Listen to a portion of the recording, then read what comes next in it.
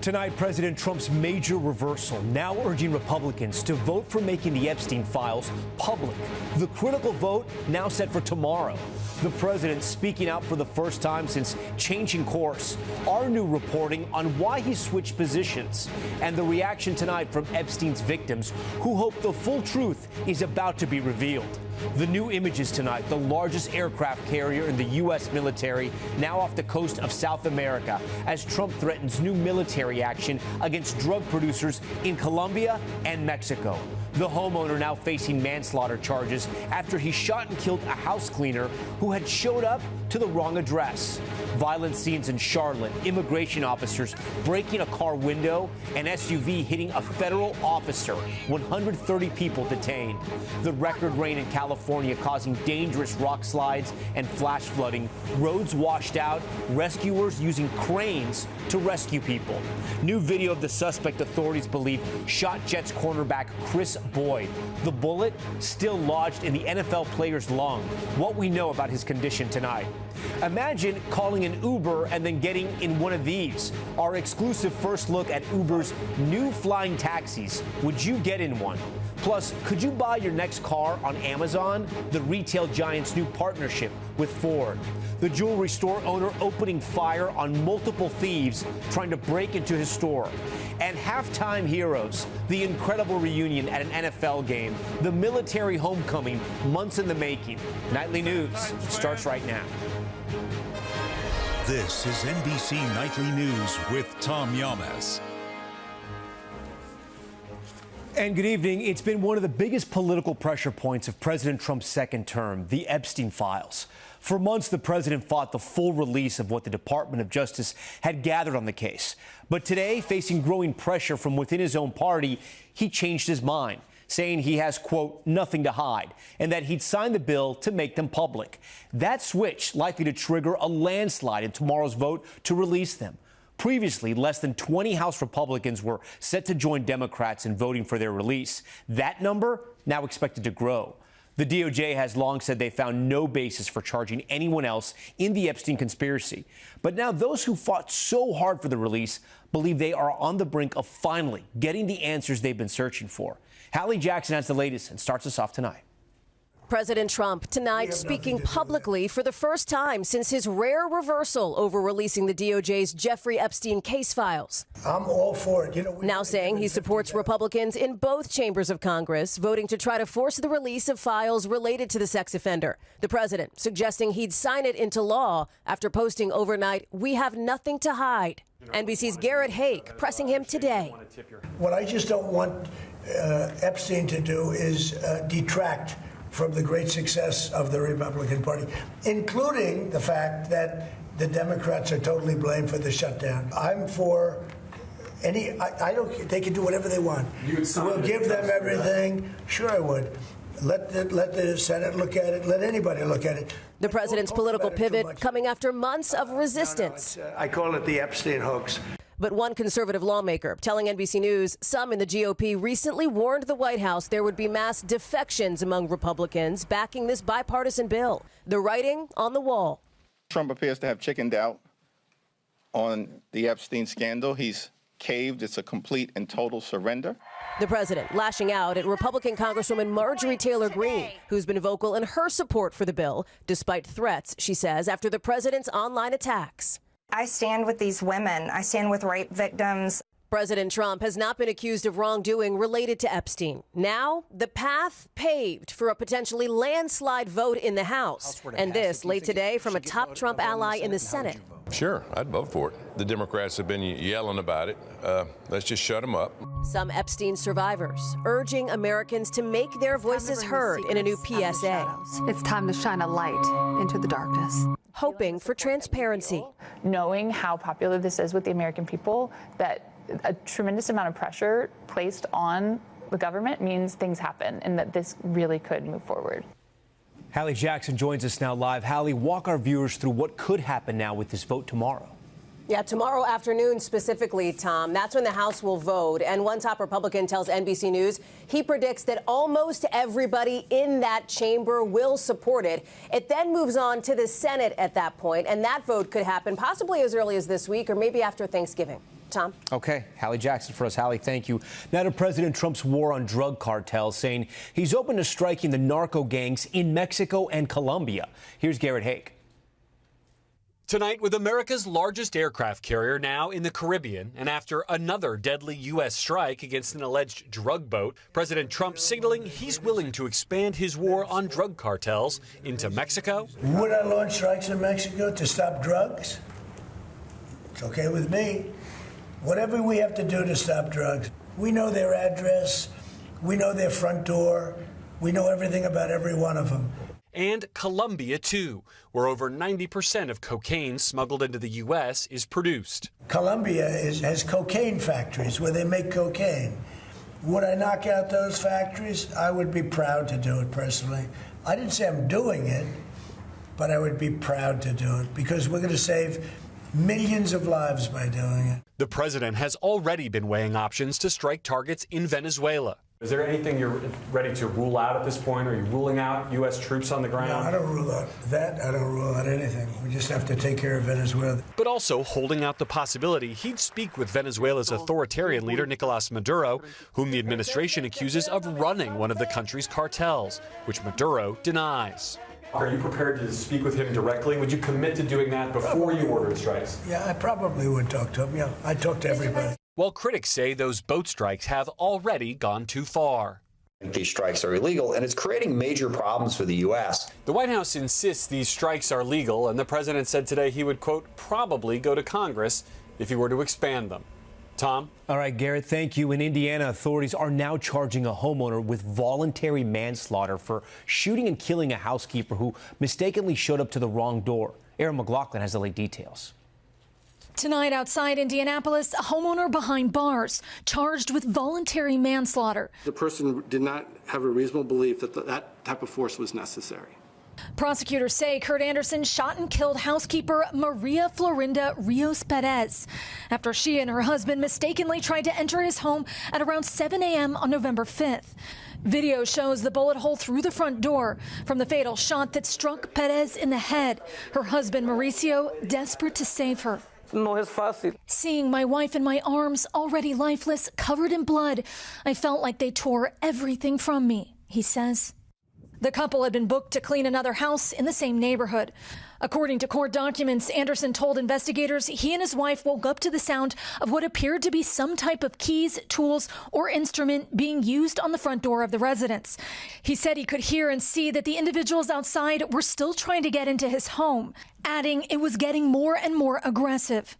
According to court documents, the couple never made it inside and that there were no handprints or any evidence of forceful contact with the structure of the door itself.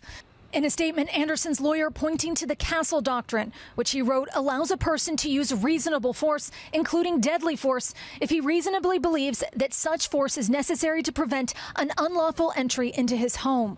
That our decision today in no way should be interpreted as a challenge to Indiana stand your ground law. Anderson has yet to enter a plea. Aaron McLaughlin, NBC News. All right, we want to turn now to the president's immigration crackdown. Federal agents now on the ground in Charlotte, North Carolina. Some arrests there turning violent as protesters push back on what's being called Operation Charlotte's Web. Here's Ryan Chandler.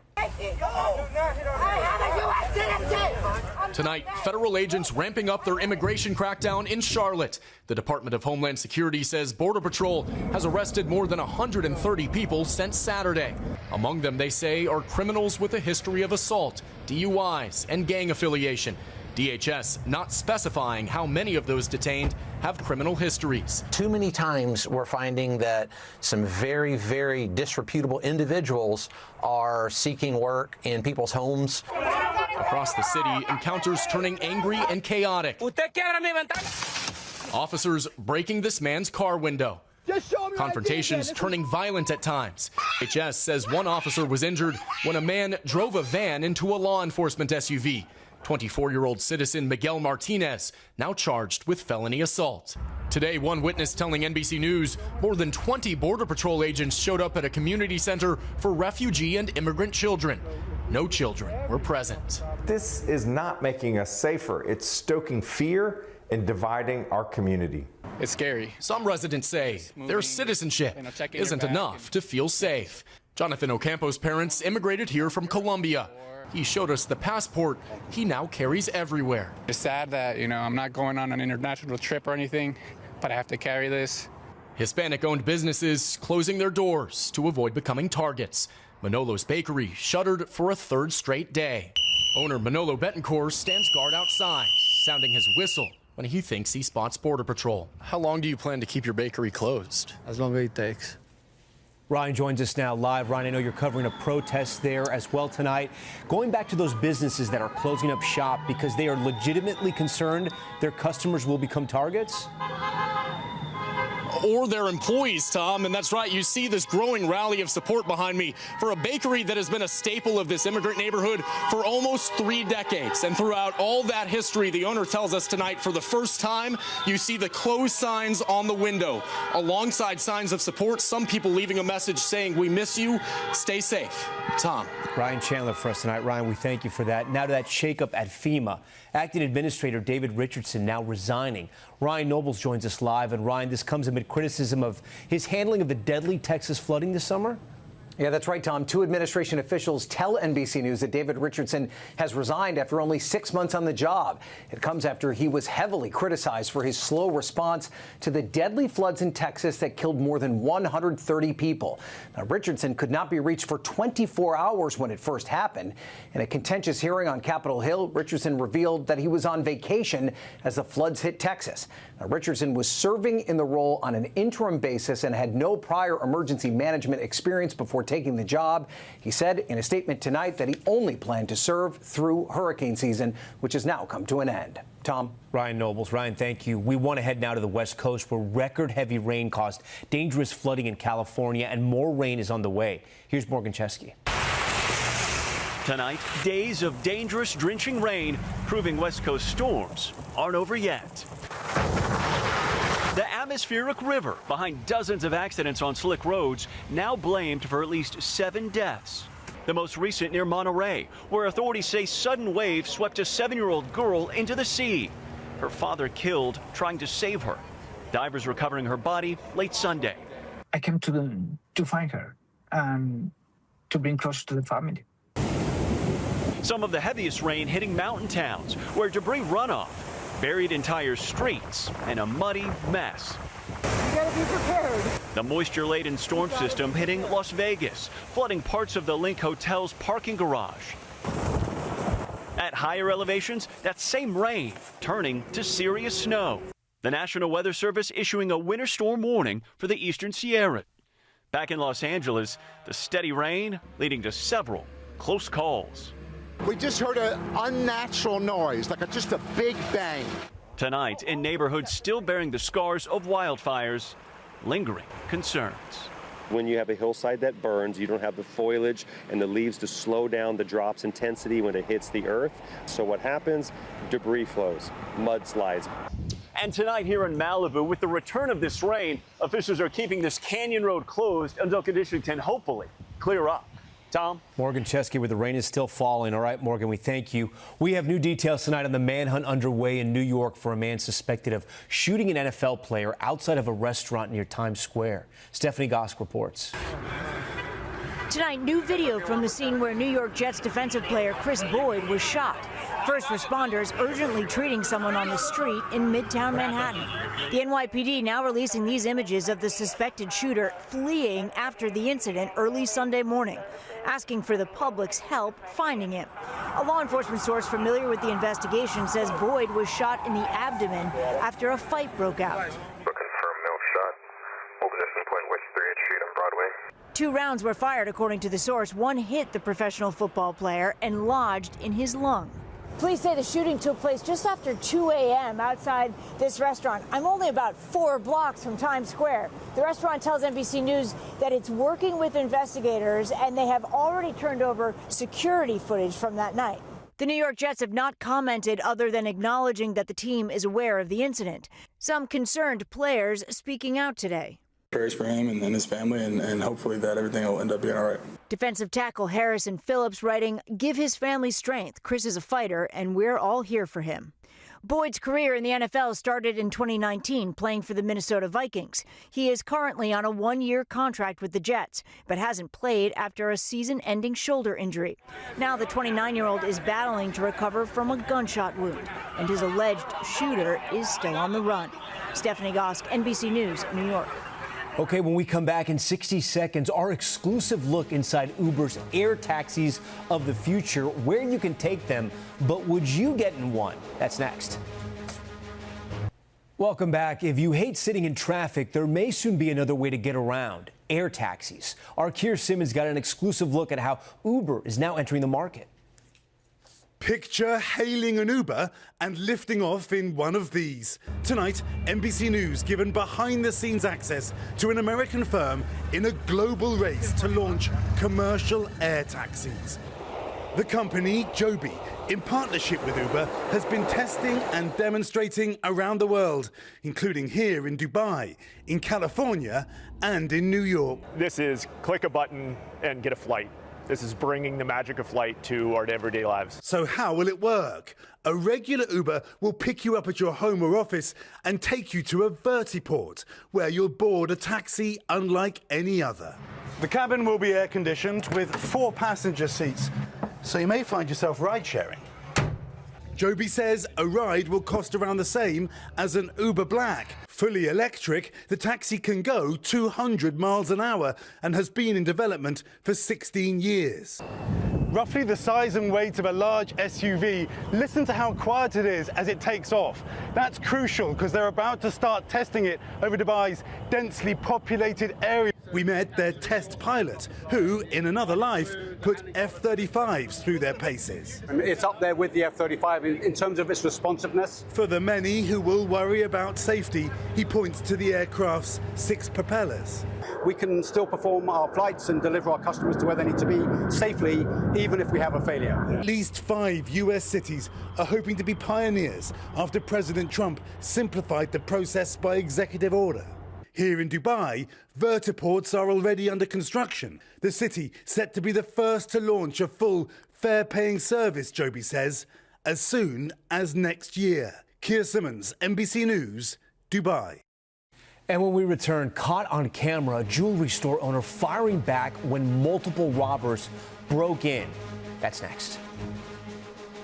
We are back now with a massive home explosion in California. Take a look at this. Video shows what remains of a house outside of L.A. up in flames just moments after it exploded, injuring 8 people. The fiery blast sending debris flying into neighboring yards and forcing 16 nearby homes to evacuate. The cause is still under investigation. Also in California, a jewelry shop owner fends off thieves who stormed a store. Watch this surveillance video capturing the moment a group of masked robbers, at least 5 of them, broke in. Within seconds, the owner emerges with a gun. He starts firing, sending those robbers fleeing, and he chases them out the door, continuing to fire. Shoppers will soon be able to buy used cars from Ford on Amazon. The 2 companies announcing a new program today allowing Ford dealers to sell pre-owned vehicles via Amazon's website. Customers will be able to secure financing, begin paperwork, and schedule vehicle pickups all on Amazon. All right, when we come back, there is good news tonight about the halftime homecoming this family will never forget. How this dad pulled off the emotional surprise in the middle of an NFL game. You'll hear from him. That's next.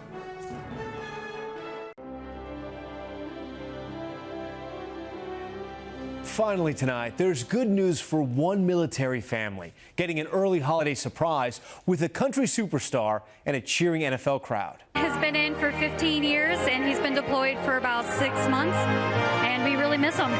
At halftime of the Tennessee Titans game, country music star Trace Atkins welcomed the Sizemore family to the field. All right, we have a surprise for you if you would look up here. A special message from a man they really miss, their husband and father, Master Sergeant Christopher Sizemore. He's been deployed overseas with the Army Special Forces for the last 6 months. Enjoy the game, and I miss you, and I love you. But the best reveal was still to come. We got another surprise for you. Master Sergeant Sizemore wasn't just on video. He was actually at the game, walking out in full uniform, ready to reunite with his family. Master Sergeant Sizemore. His kids, Aiden and Addison, jumping into his arms. How great was that, Titans fans? Were you surprised? I mean, could you believe what was happening? I could not believe what was happening. I was really, really surprised. Are you proud of your dad, that he protects our country? Yes. Tell him like a million times. We weren't going to have Thanksgiving with him, so to have him come into those plans makes it a lot more exciting to look forward to doing all of the holidays. A hug and a moment this family will never forget. It's hard to put into words. They're my world. My family's my world. Our hearts are all filled to the brim.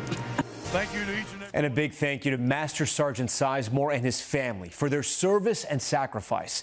That's Nightly News for this Monday. I'm Tom Llamas. Thanks so much for watching. Tonight and always, we're here for you. Good night.